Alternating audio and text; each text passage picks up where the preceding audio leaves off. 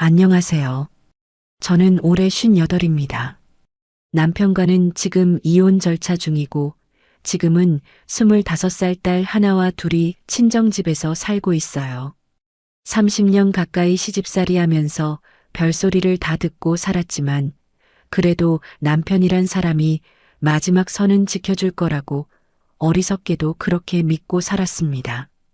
긴 암투병 끝에 친정 엄마가 돌아가신 날 밤 펑펑 울면서 남편에게 전화를 걸었더니 수화기로 들렸던 건 위로가 아니라 아싸, 장모님 집 비니까 우리 엄마가 쓰면 되겠다는 말이었거든요. 전화가 끊긴 줄 알고 깔깔대던 그 목소리가 47초 동안 제 휴대전화에 고스란히 녹음돼 있었습니다. 눈물이 멈췄습니다. 슬픔이 아니라 30년 결혼 생활이 통째로 멈춘 겁니다. 그리고 다음 날부터 저는 처절한 복수가 시작됩니다. 이야기 시작 전 저희 채널을 구독해 주시면 오늘 하루 큰 행운이 가득하시길 빌겠습니다. 오늘의 사연 시작합니다. 그날 이야기를 하려면 중환자실 앞 복도부터 시작해야 해요. 엄마가 마지막으로 눈을 감기 몇 시간 전인 것 같아요. 저는 중환자실 앞 플라스틱 의자에 이틀째 앉아 있었어요. 허리가 끊어질 것 같았는데 그건 아프다고 할 수 있는 게 아니었습니다. 안에서는 엄마 숨소리가 기계음에 묻혀가고 있었고 저는 복도 형광등 아래서 손만 주무르고 있었거든요. 휴대전화 진동이 연달아 울렸습니다. 엄마 상태를 묻는 연락이겠거니 했어요. 화면을 켜보니 시댁 가족방 알림이 먼저 쌓여 있더라고요. 장례 절차가 어떻게 되느냐, 집 열쇠는 누가 가지고 있느냐, 그런 말들이었습니다. 엄마 숨이 아직 붙어 있는데 그 사람들은 이미 그 다음을 계산하고 있었어요. 남편이 병실에 들어온 건 그날 오전이었습니다. 얼굴을 보는 순간 조금은 안심이 됐어요. 그래도 왔구나 했거든요. 그런데 그 사람 입에서 나온 첫 마디가 이거였습니다. 어머니가 걱정하셔서 그러는데 빈집으로 오래 두면 관리비만 나간다. 엄마 얼굴도 안 쳐다보고요. 침대 옆 모니터에 숫자가 흔들리고 있는데 그 사람 눈은 침대가 아니라 협탁 위 열쇠 꾸러미 쪽을 먼저 훑더라고요. 저는 화를 내야 했습니다. 그 자리에서 나가라고 소리를 질러야 했어요. 그런데 못했습니다. 엄마 앞이었으니까. 기계음 사이로 엄마 숨소리가 가늘게 새어나오고 있었으니까 저는 그 소리를 한 번이라도 더 듣고 싶어서 입을 다물었습니다. 복도 끝 창가에서는 시어머니가 전화를 하고 있었어요. 목소리가 작지 않았습니다. 장례 끝나면 그 집 누가 관리할 건지 미리 정해둬야 한다. 외동딸이니까 사위가 알아서 해야지.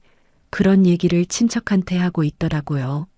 손짓까지 크게 하면서요. 저는 멀리서 그 뒷모습을 보면서 아, 이 사람들은 진짜 엄마가 걱정이 아니구나. 처음으로 그걸 또렷하게 느꼈습니다. 엄마는 그 와중에도 제 손목을 잡았어요. 힘이 거의 없는 손이었는데 손가락 끝에만 힘이 들어가 있었습니다. 협탁 밑에 열쇠 꾸러미 있다. 공과금 봉투는 서랍 안쪽에 넣어뒀다. 그 집 아무한테나 열어주면 안 된다. 숨이 차서 한 문장하고 멈추고 또 한 문장하고 멈추고 그러면서도 끝까지 하려는 말은 같았어요. 그 집만은 지켜라. 저는 알겠다고 걱정 말라고 그 말만 반복했습니다. 엄마 손등에 제 눈물이 떨어지고 있었는데 엄마는 그걸 닦아줄 힘도 없었어요. 그런데 남편은 그 시간에 뭘 하고 있었냐면요. 병원비 결제 영수증을 넘겨받자마자 장례비까지 한꺼번에 카드로 묶으면 한도가 막힐 수 있다며 제 통장을 먼저 확인하자고 재촉했습니다. 엄마 임종이 몇 시간 안 남은 걸 아는 사람이 카드 한도를 걱정하고 있었어요. 제가 참 어이없는 게 그 순간에도 저는 화를 내지 못하고 통장 비밀번호를 알려줬습니다. 30년이 그랬어요. 참는 게 몸에 배어 있으니까 화가 나는 건지 슬픈 건지도 분간이 안 됐습니다. 보호자실에서 컵라면으로 점심을 때우는데 시댁 가족방에 알림이 또 올라왔어요. 이사 날짜, 짐 정리. 그 단어가 눈에 스쳤습니다. 설마 했어요.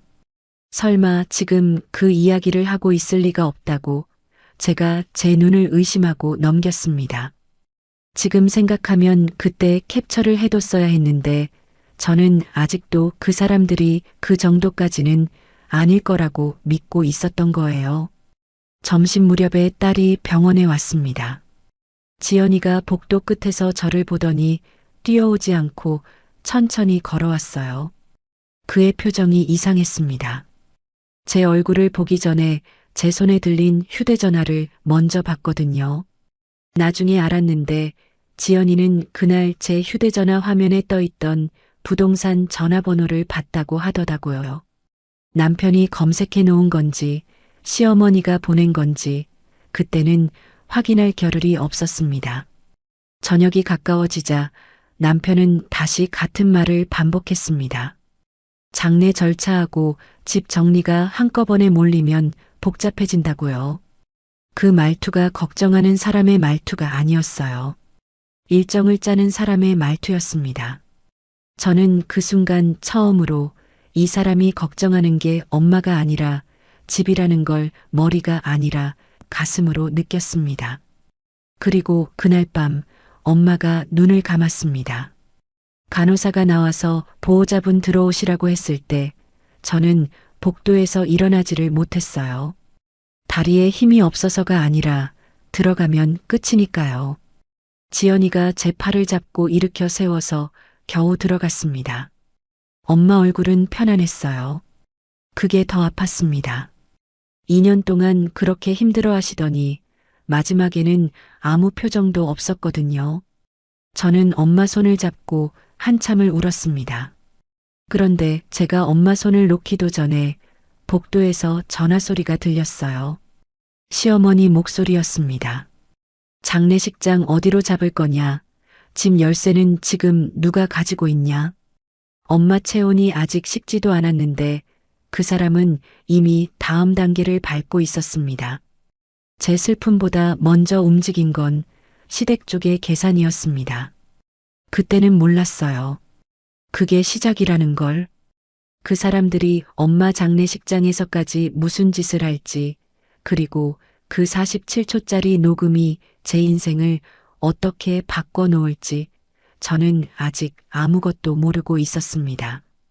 시집온 첫 해 겨울, 저는 새벽 4시 반에 일어나 제사상을 차렸습니다. 시어머니 최말순 씨가 전날 밤에 적어놓은 메모 한 장, 거기에 적힌 반찬이 17가지였어요.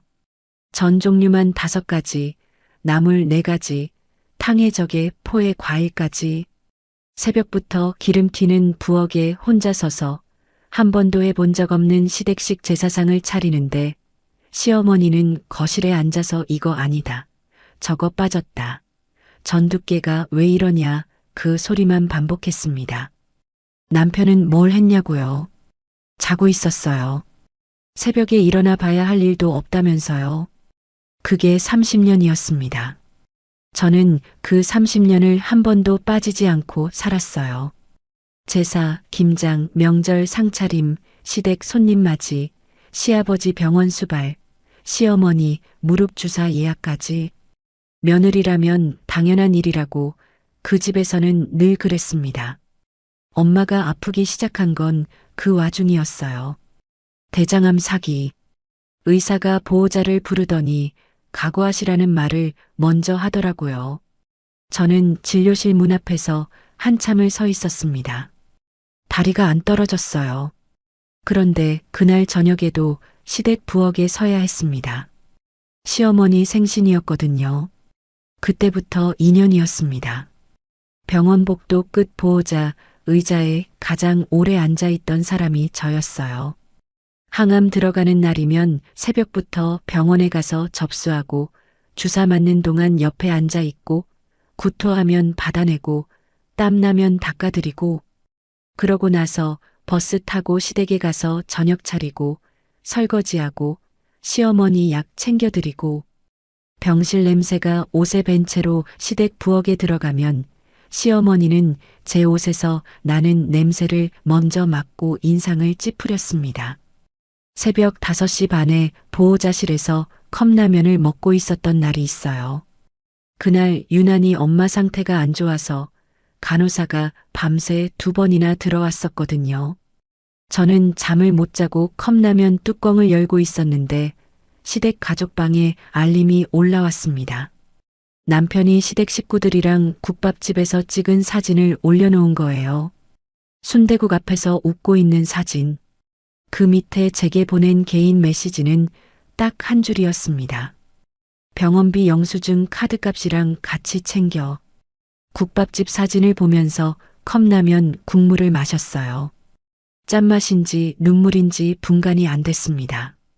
근데 그때는 그게 화가 나는 줄도 몰랐어요. 그냥 원래 그런 거다. 남편이란 원래 그런 거다. 그렇게 눌러버리는 게 습관이 돼 있었으니까요. 항암 3차 끝나고 엄마가 잠깐 집에 돌아온 날이 있었습니다.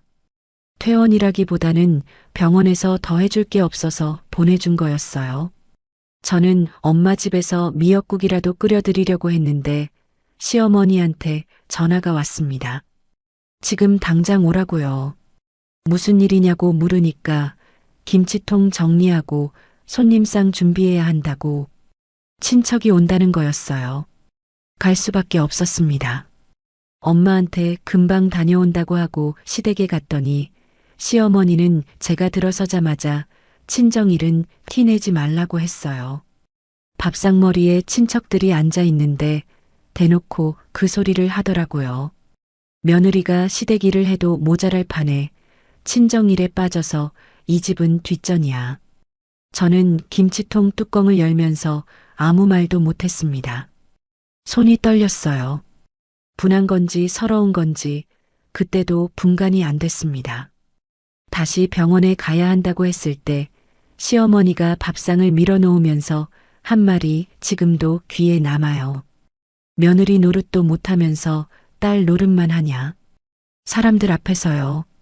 친척 서너시 다 듣고 있는데 아무도 말리지 않았습니다.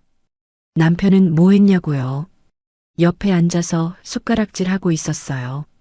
나중에 둘이 있을 때 물었습니다. 왜 아무 말도 안 했냐고. 그랬더니 이러더라고요. 어머니가 노후가 불안하니까 예민한 거야. 네가 좀 이해해. 늘 그랬습니다. 시어머니가 뭘 하든 노후 불안 한마디로 덮었어요. 그 사람은 어머니 뒤에 쑥 숨어서 한 번도 제 편을 든 적이 없었습니다. 중간에서 빠져나가는 게 특기인 사람이었어요. 저는 외동딸이고 아버지는 제가 30 되기 전에 돌아가셨어요. 엄마가 혼자 살던 친정집은 엄마 단독 명의였고 병세가 깊어질수록 관리며 병원비며 전부 제 어깨로 왔습니다. 그런데 시댁은 그걸 배려해 준 적이 한 번도 없어요. 오히려 제가 친정에 쓰는 시간과 돈을 계산서처럼 따졌습니다. 이번 달에 병원비 얼마 나갔냐, 간병인은 왜 안 쓰고 직접 가냐, 그 시간에 이 집 일을 하면 안 되냐. 남편도 같이 듣고 고개를 끄덕이는 쪽이었어요. 병세가 많이 깊어진 어느 날이었습니다. 시어머니가 반찬통을 들고 친정집 문턱까지 온 적이 있어요. 아픈 사람 있는 집에 반찬 좀 갖다 준다. 그렇게 말하고 왔는데 들어오자마자 한 게 뭔지 아세요? 냉장고 문을 열어봤어요. 그리고 안방 구조를 둘러봤습니다. 화장실이 안에 있냐, 보일러는 언제 바꿨냐, 이런 걸 물으면서 집안을 한 바퀴 돌았어요. 엄마는 침대에 누워서 그 소리를 다 들었습니다. 시어머니가 돌아간 그날 밤 엄마가 제 손을 잡고 집 이야기를 유난히 오래 했어요. 이 집 아무한테나 내주면 안 된다. 특히 사위 쪽 사람들은 절대 안 된다. 같은 말을 몇 번이나 반복했습니다.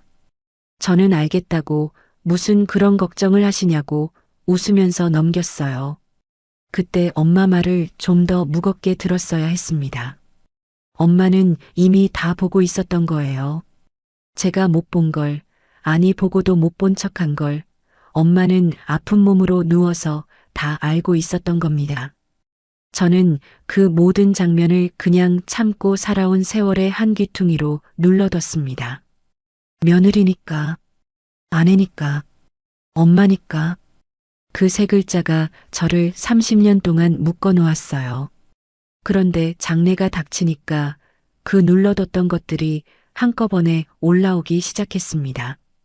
병원 복도에서 국밥 사진 보며 컵라면 먹던 새벽도, 사람들 앞에서 며느리 노릇 타령 듣던 밥상머리도, 엄마 집 냉장고 문 열어보던 시어머니 뒷모습도 전부 다요. 그리고 장례식장에서 그것들이 진짜 얼굴을 드러내기 시작했습니다. 빈소가 차려진 첫날 밤, 저는 영정 앞에 10분도 앉아있지 못했습니다. 조문객이 들어오면 일어나서 인사하고, 식사 안내하고, 커피 뽑아다 놓고, 귤 접시 채우고, 조의금 봉투 받아서 정리하고, 상주인데 접객 담당이었어요. 시댁 식구들이 그 자리에서도 저한테 시킨 겁니다. 지연이가 외할머니 영정 앞에서 울고 있었어요. 25 먹은 애가 두 손으로 얼굴을 감싸고 어깨를 들썩이고 있는데 시어머니가 제 팔을 잡아당기더니 커피 떨어졌다고 하더라고요. 저는 딸 등을 한번 쳐다보고 접객실로 갔습니다. 엄마 영정 앞에서 한 번만이라도 실컷 울고 싶었는데 그 시간조차 없었어요. 시어머니는 조문객 수에는 관심이 없었습니다. 빈소에 들어올 때마다 하는 말이 냉장고를 어디에 놓을 거냐, 장롱은 버릴 거냐, 가져갈 거냐, 그런 얘기였어요. 누구 냉장고요, 누구 장롱이요. 엄마 거요. 엄마가 돌아가신 지 하루도 안 됐는데 그 사람은 이미 가구 배치를 하고 있었습니다. 남편은 장례 비용이 많이 나온다고 했어요. 빈소 사용료, 염습비, 관, 수혜, 식사, 꽃, 차량. 하나하나 불러가면서 카드 한도 확인하라고 재촉했습니다. 저는 무표정하게 휴대전화를 열어서 결제 내역을 봤어요. 제 통장에서 빠져나가고 있었습니다. 엄마 병원비도 제 통장, 장례비도 제 통장. 그 사람은 한 푼도 안 내면서 한도 걱정을 하고 있었어요. 밤 11시가 넘었을 때였습니다. 목이 말라서 복도 끝 자판기 쪽으로 걸어갔어요. 모퉁이를 도는데 시어머니 목소리가 들렸습니다. 전화를 하고 있었어요. 부동산 중개인한테요. 나는 이번 달 말에 뺄 거니까 세세입자 빨리 넣어도 돼요. 자판기 앞에 서서 그 말을 들었습니다. 물 버튼을 누르고 있었는데 손가락에 힘이 안 들어갔어요. 이번 달 말에 뺀다. 전셋집을 뺀다. 그러면 어디로 가겠다는 거냐? 머릿속에서 퍼즐이 맞춰지는데 저는 맞추고 싶지 않았습니다. 며칠 전에 시어머니 집 거실 구석에 쌓여있던 이삿짐 센터 명함이 떠올랐어요. 접힌 종이 상자 5-6개가 벽에 기대져 있었는데 그때는 대수롭지 않게 넘겼거든요. 전셋집 만기가 돌아오니 이사 준비를 하나 보다 그 정도로만 생각했습니다. 그런데 아니었어요. 그 짐이 올 곳은 처음부터 정해져 있었던 겁니다. 상주실로 돌아왔을 때 시어머니는 친척 2-3명 앞에서 또 같은 얘기를 하고 있었습니다. 외동딸 집이잖아. 결국은 사위가 관리해야지. 며느리 혼자 그 집을 어떻게 해? 친척 한 분이 고개를 돌렸어요. 불편한 얼굴이었는데 아무 말도 안 했습니다. 다른 한 분은 아예 자리에서 일어나 나갔고요. 시어머니는 그 반응을 신경도 안 쓰더라고요. 자기 말이 맞다는 듯이 고개를 끄덕이면서 계속했습니다. 장례식장 계단참에서 남편을 마주쳤어요. 그 사람은 계단 난간에 기대서 휴대전화를 보고 있다가 저를 보더니 툭 던지듯이 말했습니다. 우편함 비밀번호 알아? 공과금 고지서가 거기 쌓일 텐데 미리 알아두면 편하지. 조의금 봉투 뭉치를 손에 들고 있었는데 그걸 더 세게 움켜쥐었어요. 손톱이 손바닥에 박히는 게 느껴졌습니다. 편하다. 누가 편하자고. 제가 물었어요. 그게 지금 할 얘기야? 남편은 어깨를 으쓱하더니 그냥 내려갔습니다. 대답도 안 하고요. 저는 계단참에 서서 그 뒷모습을 한참 봤어요. 30년을 같이 산 사람 등이 저렇게 낯설 수가 있구나 처음 느꼈습니다. 새벽이 되어서야 빈소 바닥에 겨우 몸을 기댔어요. 잠이 올 리가 없었습니다. 엄마 약봉투를 정리하다가 봉투 밑에서 하나가 더 나왔어요. 겉면에 제 이름이 적혀 있었습니다. 엄마 글씨였어요. 떨리는 볼펜으로 여러 번 더 쓴 자국이 보였습니다. 미자야 라고 적혀 있었어요. 뜯어볼 수가 없었습니다. 뜯으면 엄마가 진짜 없는 게 되는 것 같았어요. 저는 그 봉투를 가방 안쪽 깊숙이 넣어뒀습니다. 새벽 형광등 아래서 저는 봉투를 가방에 넣고 지퍼를 닫으면서 생각했어요.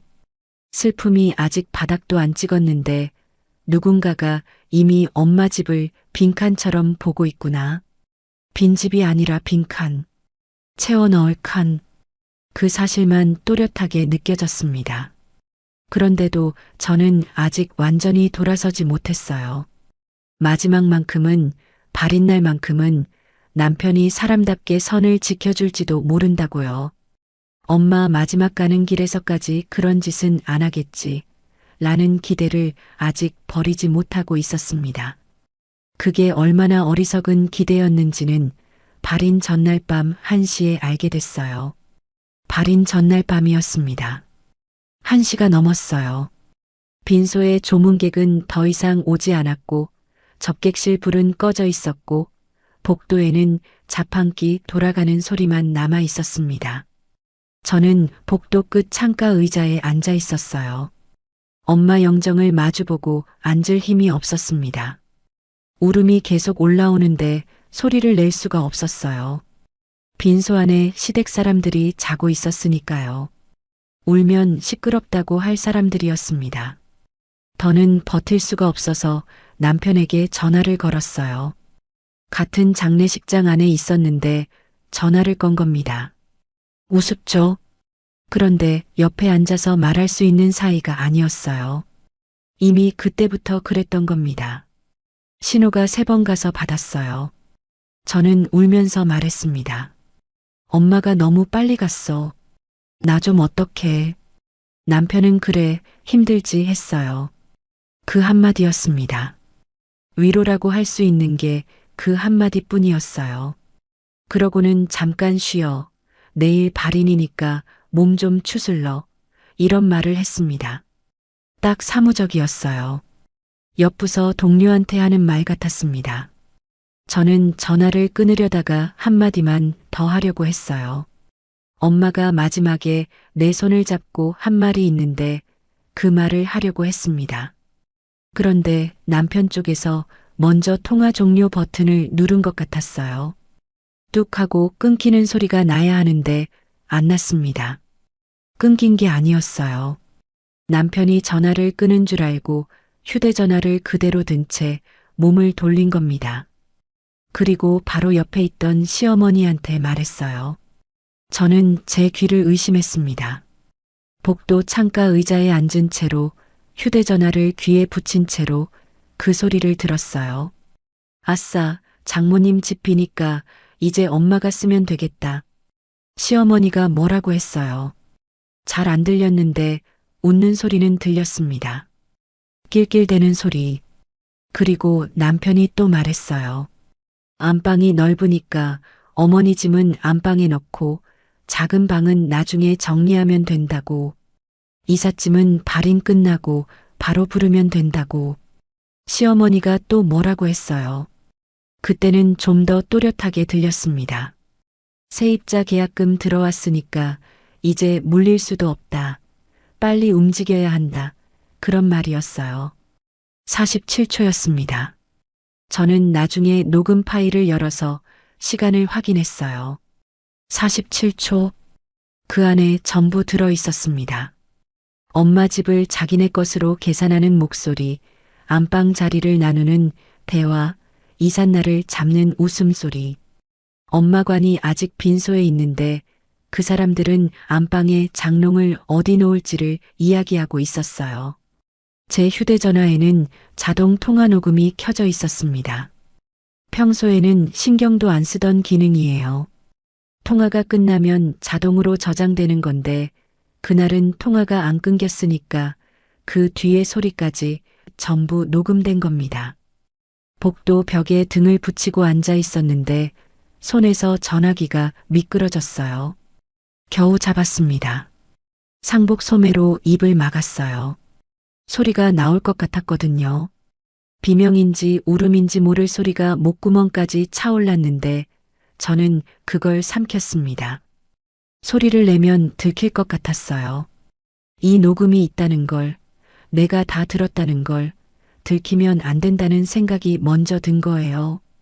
그게 슬픔이 분노로 바뀌는 순간이었는지도 모릅니다. 한참을 그렇게 앉아 있었어요. 울지도 못하고 일어나지도 못하고 엄마가 왜 그토록 집 이야기를 반복했는지, 왜 사위 쪽 사람들을 그렇게 경계했는지 그 밤에 전부 이해가 됐습니다. 엄마는 알고 있었어요. 자기가 죽으면 이 사람들이 뭘 할지. 그리고 저는 그 복도에서 처음으로 남편을 타인처럼 봤습니다. 30년 같이 산 사람이, 같은 이불 덮고 잔 사람이 제 엄마 빈소에서 빈집 계산을 하고 웃었어요. 그 순간 뭔가가 끊어졌습니다. 미련이라고 불러야 할지, 기대라고 불러야 할지, 정이라고 불러야 할지, 뭐라고 이름을 붙여야 할지 모르겠는데 어쨌든 그게 그 밤에 끊어졌어요. 날이 밝았습니다. 발인 날 아침이었어요. 남편은 아무 일 없었다는 얼굴이었습니다. 넥타이를 매면서 장례 절차를 챙기는 척했어요. 차량 몇 시에 출발하냐, 화장장 예약 확인했냐, 그런 말을 하다가 또 같은 소리를 했습니다. 장모님 집 우편물은 누가 챙길 거야? 고지서 밀리면 나중에 골치 아프니까 미리 정리해둬야 하는 거 아냐?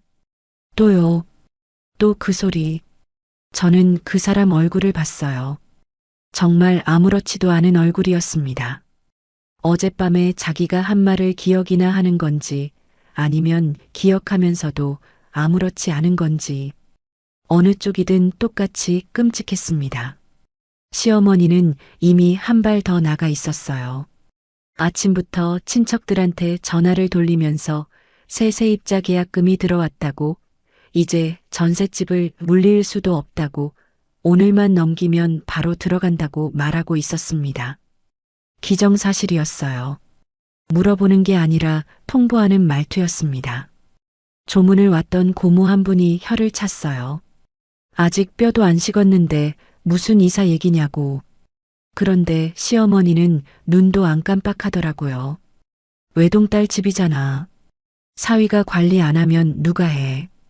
빈집으로 놔두면 도둑이 들어. 남편은 옆에 서서 고개를 끄덕이고 있었습니다. 고모가 쳐다보니까 그제야 고개를 돌렸어요. 늘 그랬습니다. 어머니가 말하면 끄덕이고 눈치가 보이면 슬쩍 빠지고. 저는 그 장면을 보면서 가방 안쪽에 손을 넣었습니다. 봉투가 만져졌어요. 엄마가 남긴 봉투. 그리고 주머니 안에는 통화녹음 47초가 들어있는 휴대전화가 있었습니다. 이제 누가 제 슬픔을 짓밟았는지 이름까지 분명히 알고 있었어요. 발인 차량 문이 닫히기 직전이었습니다. 영정 사진을 안고 차에 올라타는데 사진 아래로 국화 한 송이가 떨어졌어요.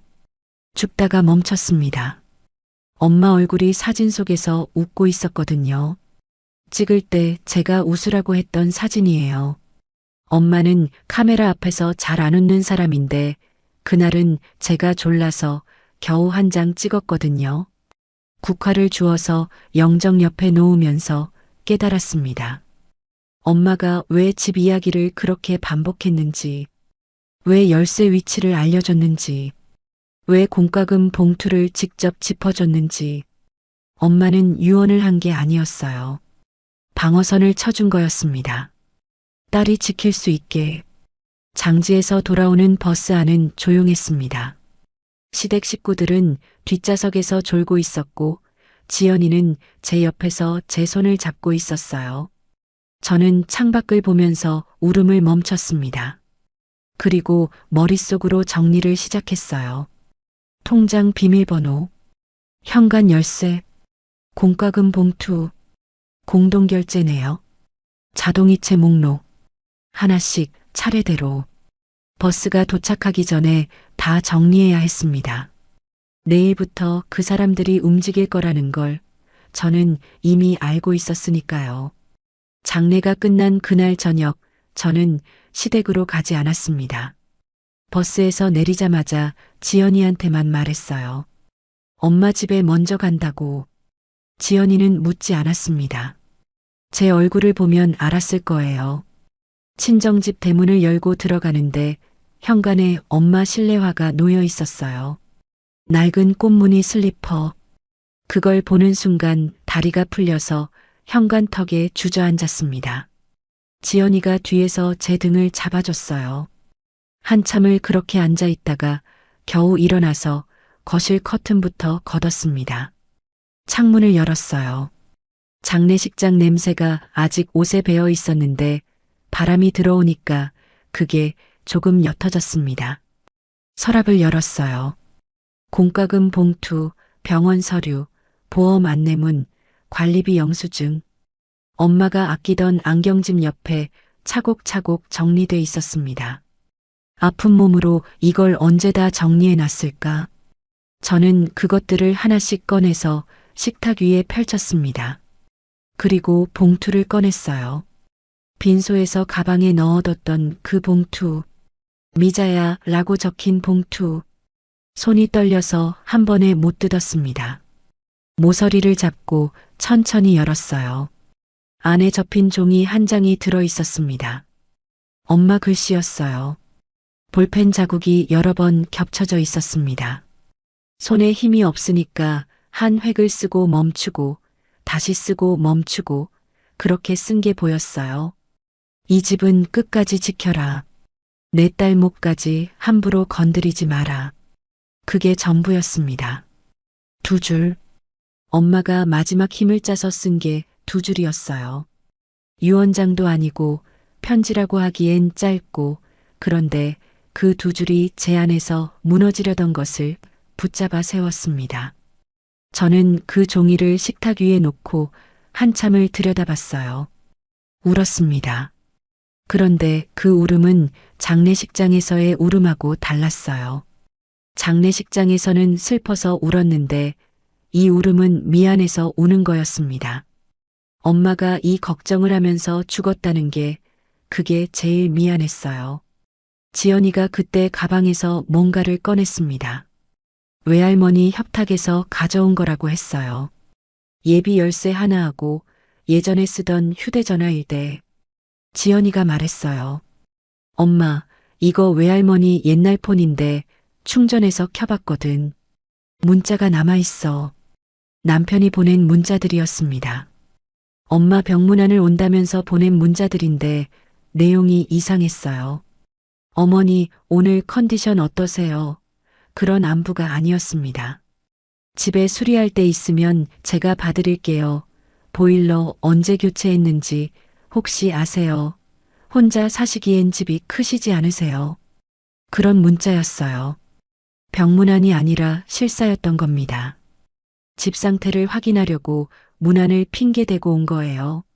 문자 날짜를 보니까 엄마 항암 2차 들어가기 전부터였습니다.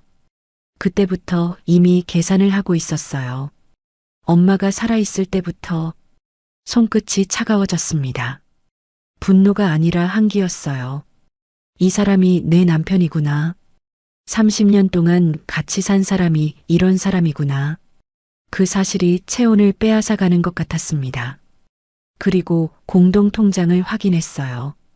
거래 내역을 조회해서 3개월치를 정리해 보니 남편이 시어머니 계좌로 생활비를 쪼개서 이체한 기록이 있었습니다. 30만 원, 50만 원, 20만 원. 금액도 날짜도 제각각이었는데 3개월 합치니까 적지 않은 돈이었어요. 제가 엄마 병원비 아끼겠다고 간병인 대신 직접 병원에 가고 택시비 아끼겠다고 새벽 버스를 타고 그렇게 쪼개고 참았던 돈이랑 거의 같은 액수였습니다. 제가 아끼면 그 사람이 빼돌렸어요.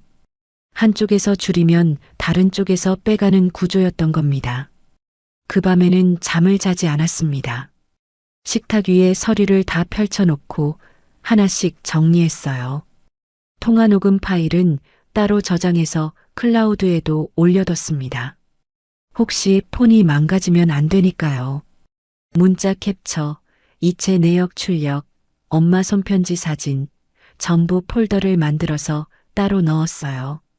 다음 날 아침 9시 은행 문이 열리자마자 갔습니다. 공동통장 자동이체를 전부 분리했어요. 남편 쪽으로 나가던 카드 부가 서비스, 가족 공용 결제 전부 끊었습니다. 은행 직원이 배우자분 동의 확인이 필요할 수 있다고 했는데 제가 말했어요. 제 명의 통장이에요. 제가 끊겠다는데 누구 동의가 필요해요. 그 한마디 하는데 30년이 걸렸습니다. 점심 무렵에 열쇠집 기사가 왔어요. 현관이랑 대문 자물쇠를 전부 교체했습니다. 새 열쇠 3개를 받았는데 1개는 지연이한테 줬고 나머지 2개는 제가 챙겼어요. 기사가 돌아간 뒤에 대문을 닫고 새 열쇠로 잠가봤습니다. 찰칵 소리가 났어요. 그 소리가 이상하게 마음을 단단하게 만들었습니다. 골목 부동산에 들러서 확인도 했어요. 시어머니 전셋집 상황을요. 중개인이 말하더라고요. 이미 새 세입자가 계약하고 잔금 날짜까지 잡혀 있다고. 어젯밤부터 집주인이랑 중개인이 시어머니한테 퇴거 확인 연락을 계속 넣고 있는데 제대로 된 답이 없다고요. 그러니까 시어머니는 전셋집을 비우기로 해놓고 들어갈 곳은 확보도 안 된 상태에서 먼저 계약을 밀어붙인 거였어요. 엄마 집에 들어갈 수 있을 거라고 그렇게 확신했던 겁니다. 장례도 끝나기 전에요. 엄마가 다니던 성당 구역장님한테서 전화가 왔습니다. 장례 소식을 듣고 조의금을 보내주셨는데 통화 끝에 이런 말씀을 하시더라고요. 어머님이 병세가 깊어지기 전에 저한테 여러 번 하신 말씀이 있어요. 사위 쪽 사람들만은 집에 들이면 안 된다고. 필요하면 제가 직접 그 말씀 전해드릴게요. 엄마가 성당에서도 그 얘기를 했구나. 아픈 몸으로 성당에 가서도 이 걱정을 하고 있었구나. 전화를 끊고 한참을 서 있었습니다. 저녁에 저는 투명 파일 하나를 꺼내서 차례대로 넣었어요. 47초 통화 녹음 내용 출력물, 문자 캡처 출력물, 공동통장 이체 내역, 엄마 손편지, 구역장님 연락처, 그리고 장례비하고 병원비 정산표를 새로 작성해서 식탁 위에 펼쳤습니다. 얼마를 냈고, 누가 냈고, 어디서 빠졌는지. 숫자가 거짓말을 안 하더라고요. 밤이 깊었어요. 지연이는 작은 방에서 잠들었고 저는 거실에 앉아 있었습니다. 엄마 안경이 상자 안에 들어 있었는데 꺼내서 상 위에 올려놨어요. 상자에 넣으면 진짜 끝인 것 같았거든요. 내일 아침이면 그 사람들이 올 겁니다. 이삿짐을 싣고 올 거예요. 그건 확실했습니다. 시어머니 성격에 하루라도 더 기다릴 사람이 아니거든요. 저는 엄마 안경을 한번 쳐다보고 불을 껐습니다. 내일은 울지 않겠다고, 누가 문을 두드려도 이번에는 막아내겠다고 어둠 속에서 그렇게 마음을 굳혔습니다. 다음 날 아침 8시였습니다. 골목 끝에서 트럭 소리가 들렸어요. 창문으로 내다보니까 1.5톤 이삿짐 트럭이 골목을 들어오고 있었습니다. 기사 2명이 먼저 내려서 냉장고에 감긴 끈을 조이고 있었고 그 뒤에서 시어머니가 내렸어요. 시어머니는 대문 앞에 서서 벨을 눌렀습니다. 한 번, 두 번, 세 번. 저는 현관 안쪽에 서 있었어요. 어젯밤에 입고 잤던 옷을 갈아입었습니다. 검은 상복 대신 짙은 회색 니트를 입었어요. 왜 갈아입었는지는 저도 잘 모르겠어요. 그런데 상복 차림으로 그 사람들을 맞으면 안 될 것 같았습니다. 상주는 어제 끝났으니까요. 오늘은 이 집 주인으로 서야 했으니까. 벨이 계속 울렸어요. 시어머니 목소리가 대문 너머로 들렸습니다. 미자야, 문 열어. 짐이 길바닥에 나앉겠다. 안 열었습니다. 남편이 왔어요. 언제 왔는지 모르겠는데 시어머니 뒤에 서 있다가 앞으로 나오더니 대문을 두드렸습니다. 야, 문 열어. 어머니 짐이 길에 있잖아. 사람들 보는데 이게 뭐 하는 거야? 그 사람 목소리가 떨리고 있었어요. 화가 나서 떠는 건지 창피해서 떠는 건지 어느 쪽이든 상관없었습니다. 저는 새 열쇠를 주머니에 넣은 채 대문 안쪽에 서서 말했어요. 열쇠 바꿨어. 새 열쇠는 안 줄 거야. 바깥이 조용해졌습니다. 3초쯤 됐을 거예요. 시어머니가 먼저 입을 열었어요. 뭐? 열쇠를 왜 바꿔? 이 집이 네 집이야? 우리 엄마 집이에요. 엄마가 죽었잖아. 빈집을 왜 잠가놔? 그 말을 듣는 순간 손톱이 손바닥을 파고 들었습니다. 빈집. 엄마가 죽었으니까 빈집. 그 사람한테는 그거였어요. 사람이 죽으면 집이 비는 거고 빈 곳은 채우면 되는 거고. 저는 이를 꽉 물었습니다. 여기서 울면 안 돼. 울면 지는 거야. 시어머니가 소리를 높였어요. 내가 전셋집을 이미 뺐어. 새 세입자가 들어온다고. 만기 퇴거 날짜 넘기면 위약금 내가 물어야 해. 오늘만 넘기면 바로 들어가기로 한 거야. 그건 어머니가 알아서 하실 일이에요. 이 집은 우리 엄마 집이고 제가 지킬 겁니다. 며느리가 시어머니를 길바닥에 내앉히겠다고? 세상에 이런 며느리가 어디 있어. 남편이 끼어들었어요. 목소리를 낮추면서 가족끼리 해결할 일을 왜 이렇게 밖에서 하느냐고. 대문 열고 안에서 얘기하자고. 저는 그 말에 대문을 열었습니다. 안 열었으면 더 좋았을지도 몰라요. 그런데 그 말이 오히려 저를 움직이게 했어요. 가족끼리 해결하자. 가족. 장례식장 복도에서 엄마 집을 빈집이라고 계산하면서 깔깔대던 사람들이 가족이라고요. 대문을 열고 나갔습니다. 마당이 아니라 골목 쪽으로요. 시어머니, 남편, 이삿짐 기사 2명, 그리고 소리를 듣고 하나둘 나와 있던 동네 사람들이 보였습니다. 전부 보는 데서 할 거였어요. 가족끼리 해결하자는 그 사람한테 가족이 뭔지 보여줄 거였습니다. 지연이가 제 뒤에서 나왔어요. 손에 제 휴대전화를 들고 있었습니다. 우리가 전날 밤에 미리 준비해 둔 거예요. 지연이가 스피커를 켰습니다. 47초. 골목에 남편 목소리가 퍼졌어요. 아싸, 장모님 집 비니까 이제 엄마가 쓰면 되겠다. 그 뒤에 시어머니 웃음소리. 안방 자리 계산하는 소리. 이삿날 잡는 대화. 기사 2명이 냉장고 끈을 잡은 채 멈췄습니다. 한 사람이 다른 사람을 쳐다봤어요. 동네 아주머니 한 분이 손으로 입을 가렸고 건너편 할아버지는 고개를 저었습니다. 남편 얼굴이 하얘졌어요. 입을 벌렸다가 닫았습니다. 시어머니는 처음에 뭔 소리냐는 표정이었는데 자기 웃음소리가 스피커에서 나오니까 눈이 흔들리더라고요. 저는 녹음이 끝난 뒤에 말했습니다. 엄마 장례식장에서 관이 아직 빈소에 있을 때 이 사람들이 한 말입니다. 그리고 가방에서 투명 파일을 꺼냈어요. 엄마 손편지를 먼저 펼쳤습니다. 떨리는 볼펜 글씨로 적힌 2줄. 이 집은 끝까지 지켜라. 내 딸 목까지 함부로 건드리지 마라. 그걸 소리내어 읽었어요. 목소리가 떨렸지만 끝까지 읽었습니다. 그 다음에 남편이 엄마한테 보낸 문자를 보여줬어요. 병문안이 아니라 집 상태를 확인하려고 보낸 문자들. 보일러 언제 교체했냐? 혼자 살기엔 크지 않으냐? 날짜까지 찍혀 있었습니다. 항암 2차 전부터였어요. 공동통장 이체 내역도 보여줬습니다. 제가 병원비 아끼려고 새벽 버스를 탈 때 남편이 시어머니한테 생활비를 쪼개 보내던 기록. 3개월치 숫자가 종이 위에 다 나와 있었어요. 장례 전부터 계산하고 있었어요. 엄마 살아있을 때부터. 이 사람들이요. 남편이 입을 열었습니다.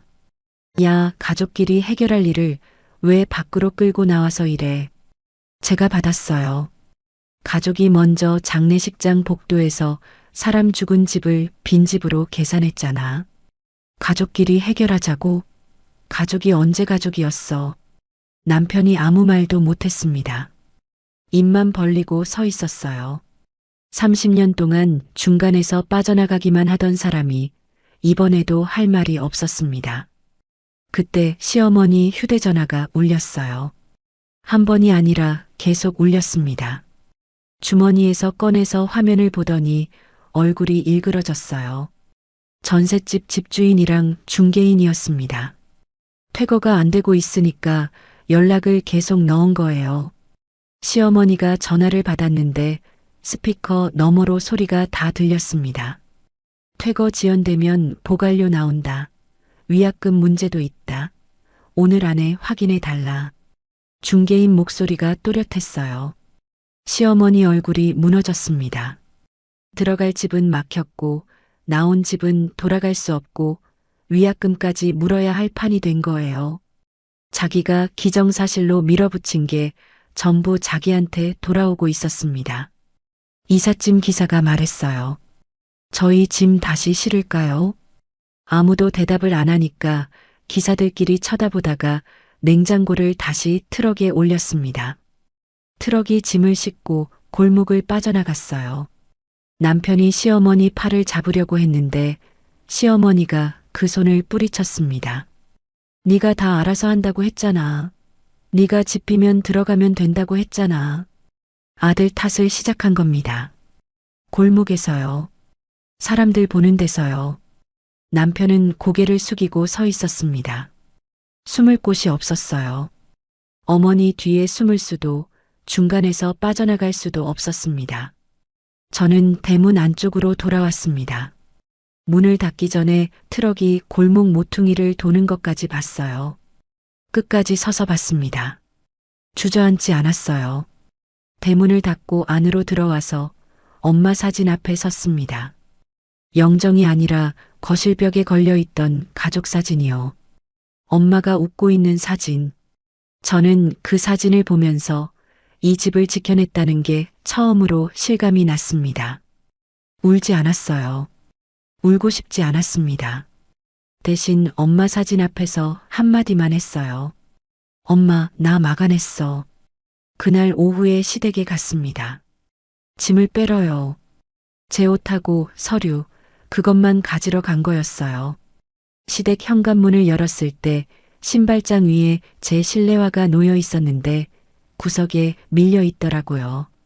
30년 동안 이 집 부엌에 서고 제사상 차리고 김장하고 설거지하고 그렇게 살았는데 실내화 하나가 구석에 밀려 있는 게 이 집에서 제 자리였구나. 그걸 그때 처음 봤습니다.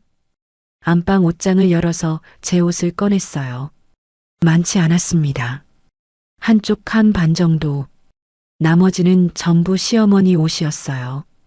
제 옷을 큰 비닐봉지에 넣고 서랍에서 서류 봉투 몇 개를 챙기고 그게 전부였습니다. 30년 살았는데 비닐봉지 2개면 다 담기더라고요. 웃기지도 않았어요. 지연이가 차를 가지고 와서 짐을 실었습니다. 시댁을 나서는데 뒤에서 아무 소리도 안 들렸어요. 아무도 안 나왔습니다. 잡지도 묻지도 않았어요. 30년을 메워준 사람이 나가는데 현관까지 나와보는 사람이 한 명도 없었습니다. 차에 타고 나서 지연이가 물었어요. 엄마, 괜찮아? 괜찮냐는 말에 뭐라고 대답해야 할지 몰랐어요. 괜찮다고 하기엔 속이 텅 비어 있었고, 안 괜찮다고 하기엔 이상하게 가벼웠습니다. 짐을 빼고 나니까 어깨가 가벼운 거예요. 30년치 짐이 비닐봉지 2개 무게밖에 안 되는데 어깨에서 내려놓으니까 몸이 가벼웠습니다. 괜찮아. 이제 괜찮아질 거야. 친정집으로 돌아와서 작은 방에 이불을 깔았어요. 지연이랑 같이 쓰기로 했습니다. 방이 좁았는데 엄마가 살아계실 때 지연이가 놀러 오면 늘 이 방에서 같이 잤거든요. 이불 냄새에서 엄마 섬유유연제 냄새가 났습니다. 그날 밤부터 남편한테 전화가 오기 시작했어요. 처음에는 목소리가 낮았습니다. 사람들 앞에서 창피를 줬다. 가족 일을 왜 그렇게 처리하냐. 체면이 있지. 체면. 그 단어를 듣는 순간 웃음이 나왔어요. 장례식장에서 엄마 집을 빈집이라고 계산하면서 깔깔댄 사람이 체면을 말하고 있었거든요. 며칠 지나니까 말투가 바뀌었습니다. 매달리기 시작했어요. 자기가 잘못했다. 어머니가 시킨 거다. 자기는 말리지 못한 것뿐이다. 늘 쓰던 변명이었어요. 30년 동안 써먹던 레퍼토리. 어머니가 그랬다. 나는 중간이다. 내가 뭘 할 수 있었겠냐? 저는 전화를 끊지 않고 다 들었습니다. 그리고 다 듣고 나서 말했어요. 47초 녹음에 내 목소리가 들어있어. 어머니가 시킨 거면 아싸라는 말은 누가 한 거야. 전화기 너머로 숨소리만 들렸어요. 한참 있다가 끊었습니다. 다음 날 남편 앞으로 봉투를 하나 보냈어요. 안에 통화녹음 내용 출력물, 이체 내역 사본, 문자 캡처 출력물을 넣었습니다.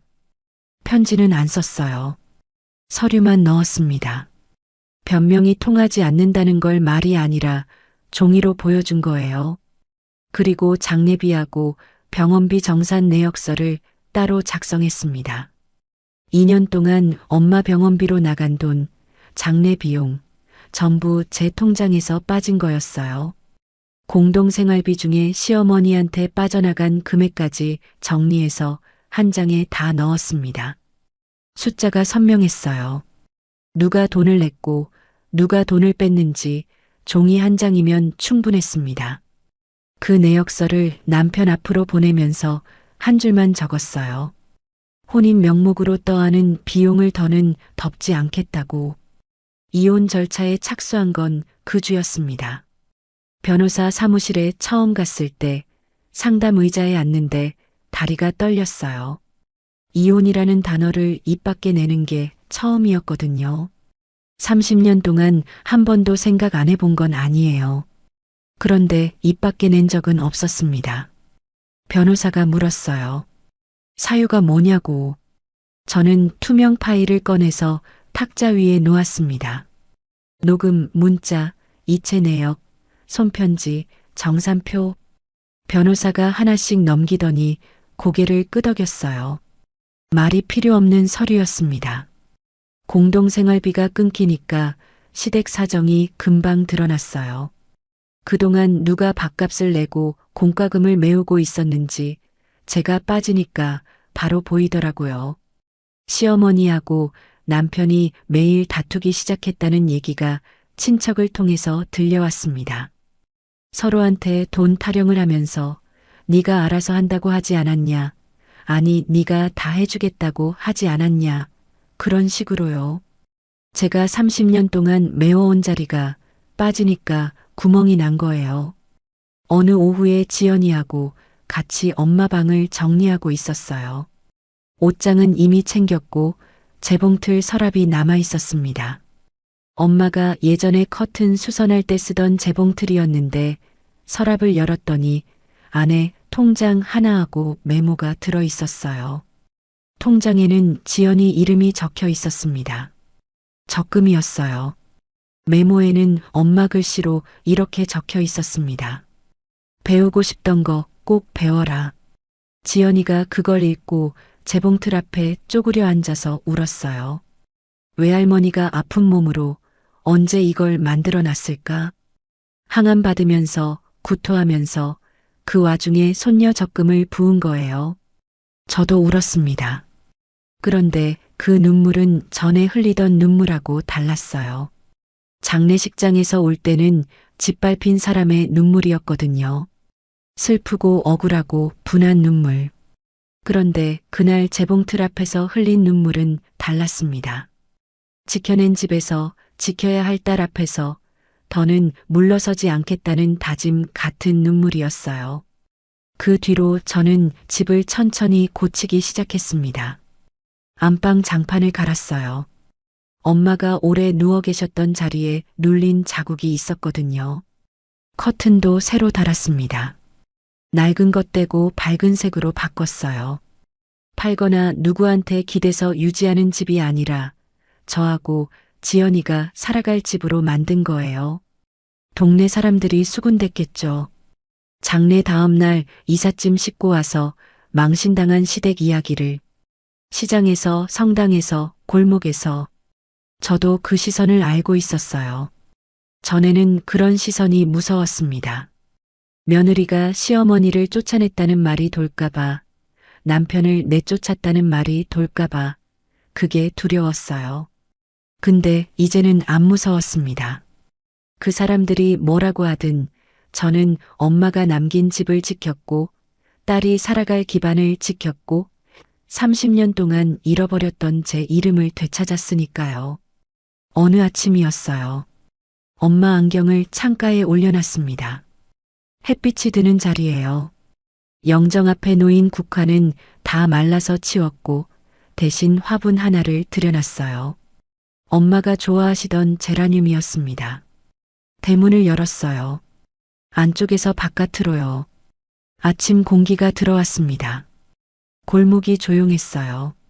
트럭도 없고 벨소리도 없고 문 열라고 소리치는 사람도 없었습니다.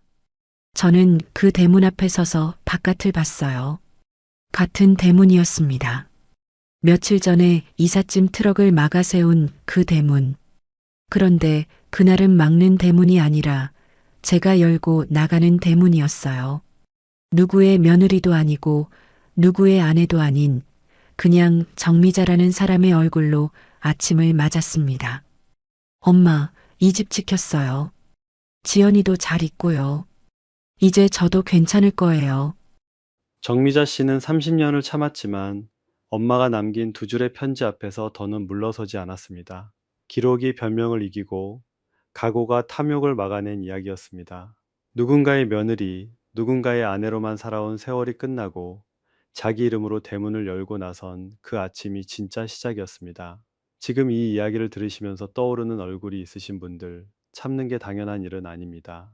당신의 자리는 당신이 지켜도 됩니다. 이야기를 끝까지 들어주셨다면 잘 들었다고 댓글 하나만 남겨주세요. 구독과 좋아요를 눌러주시는 모든 분들이 행복하시길 기원합니다. 오늘 함께 해주셔서 정말 감사합니다.